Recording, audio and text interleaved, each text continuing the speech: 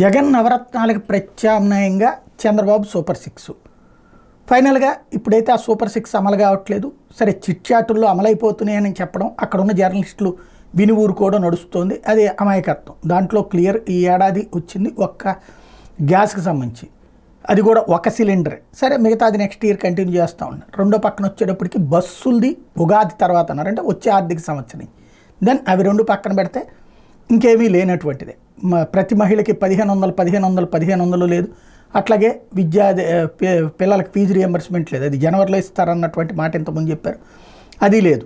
అదేం జరుగుతుందో తెలియట్లేదు. అది పక్కన పెడితే ముందు అభివృద్ధే జనం కోరుకున్నారు సంక్షేమ పథకాల కంటే. ఓట్లు వేయడానికి కారణం నవరత్నాలు ఇచ్చిన జగన్నే దారుణంగా ఓడించడానికి కారణం ఏంటి, 11 సీట్లకి పరిమితం చేయడానికి కారణం ఏంటంటే డబ్బులు అడగట్లేదు, వాళ్ళు అభివృద్ధి అడుగుతున్నారు అన్నటువంటిదే చంద్రబాబు గారు కానీ ఆయన టీంకి కానీ ప్రధానమైనటువంటి అంశం. అందులో భాగంగానే ఇప్పుడు పోలవరానికి సంబంధించినటువంటి పనులు, ముందు కాల్వల తవ్వకం పనులు, అసలు పోలవరం పనులు ఇక్కడ వీళ్ళు చేయడానికి ఏమీ లేదు. అసలుది అక్కడ కేంద్ర ప్రభుత్వం అప్రూవల్ అయిన తర్వాత చేయాల్సి ఉంటుంది. ఈలోపు కాల్వల తవ్వకం పనులకి సంబంధించి ఎడమకాలువ పనులు టెండర్లు ఖరారు చేసేసి 4 ప్యాకేజీల కింద ఒప్పందాలు చేసేశారు.